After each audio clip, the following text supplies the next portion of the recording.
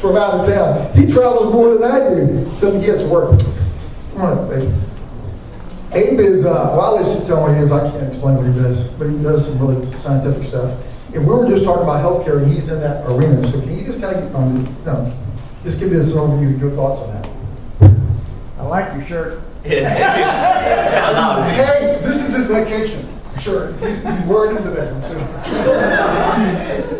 No, it's interesting because I just got back from a trip from Germany, and the company was talking about how the healthcare reform has affected our business. And we realized that doctors who are entrepreneurs, who own imaging centers, and my field is in MRI, so I basically work with magnetics. And so I do a lot of the research around the country with a lot of the university sites in developing new products for medical imaging. So but what they said was that with the new healthcare reform, cardiologists, orthopedic surgeons who in the past could partake in ownership of some of these imaging modalities can no longer do that. So that means that these outpatient centers are going down.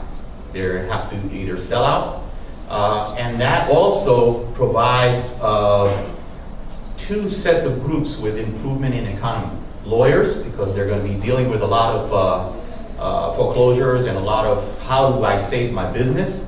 And then the other thing is, how do these people now get back the revenue they're going to lose when they get rid of these imaging centers, which, by the way, the refurbished engineers who have refurbishing companies selling old equipment are going to thrive now because the new equipment is too expensive. So people are going to look for cheaper ways to provide medical imaging. So all these changes are happening now, but guess what? The prices of MRI exams are also going down, the reimbursement. So another thing that I'm seeing is that if you go for an imaging exam, you're going to get less of a quality because now you have to spend as little time as possible on that table so they can do more to get the same that they were getting 2 years ago. So that's also a downside for medical imaging. So just keep in mind that now these doctors that are losing some of their revenue are going to be looking for something else to fill that gap. And we're also seeing that it's a slow process, but a lot of these physicians are starting to learn a little bit more about alternative medicine because the people are demanding it. They, especially with the baby boomers, myself being one of them, I don't want to be on medication. I took my mother to the doctor the other day before I left Germany, and they said, you know, it's interesting, but most people, it's every 10 years is one medication. She's 85, she should be on at least 8 medications, okay, for whatever. And this is how doctors look at it.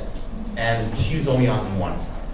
Okay, so it's an interesting concept of how the medical field is moving towards, but we got the right path, and we're headed the right way, and people are going to see it and find it and start moving more towards that because they have no other way. There is no other way. The other way is just too expensive, and it's getting more expensive. No matter what they say about reducing costs, it's not reducing costs. Okay? Thanks a lot. Appreciate it.